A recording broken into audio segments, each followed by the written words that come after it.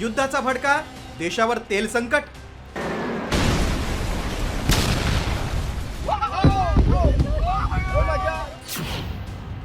गॅसच्या किमती गगनाला भिडणार.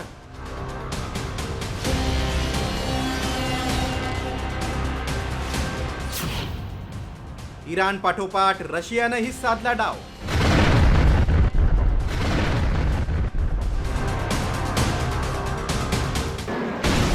अमेरिका आणि इस्रायलला आलेली युद्धाची पार्श्वभूमी इराणनं जिरवायला सुरुवात केली.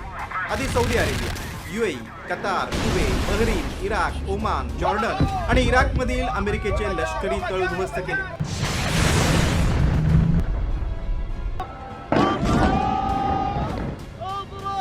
इराण एवढ्यावरच थांबला नाही, तर त्यानं आखाती देशातील तेल उत्पादक कंपन्यांनाही लक्ष केलंय. हा धडकी भरवणारा व्हिडिओ आहे कुवेतमध्ये. इराणनं कुवेतमधील तेल डेपोवर ड्रोन हल्ला केला. फक्त कुवेतच नाही, तर दुबई, सौदी अरेबिया, इराकमधील तेल डेपोही लक्ष करण्यात आले. यात जगाचं टेन्शन वाढवणारी गोष्ट म्हणजे इराणनं जगातील सर्वात मोठ्या नैसर्गिक गॅस पुरवठ्याच्या प्रकल्पांवर देखील भीषण हल्ले केले. त्यामुळे कतारनं LNGचं उत्पादन बंद केलंय.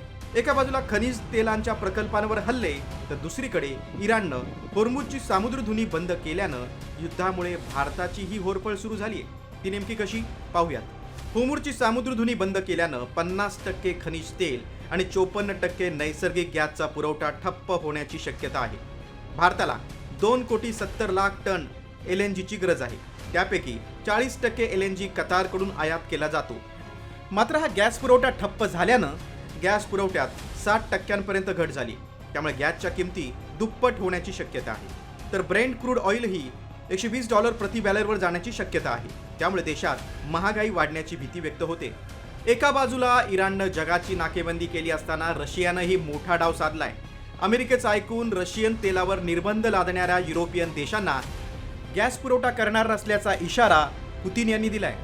25th, they want to restrict Russian gas purchases, and then in 2027 they want to further restrict gas supplies from Russia. Now consolidate our standing on these markets. This is not about politics, but if in a month or in 2 months they'll stop buying our gas, maybe we should preemptively turn to other markets in order to consolidate our standing there. This is not a solution.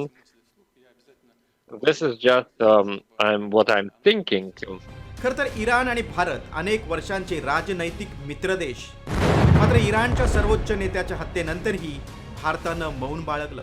त्यामुळे होर्मुझ सामुद्रधुनीचा मार्ग रोखून धरून Iran भारताचा बदला घेणार का? इंधनाचे दर भडकून देशात महागाईचा आगडोंब उसळणार का? याचीच भीती व्यक्त होते. ब्युरो रिपोर्ट, साम TV न्यूज.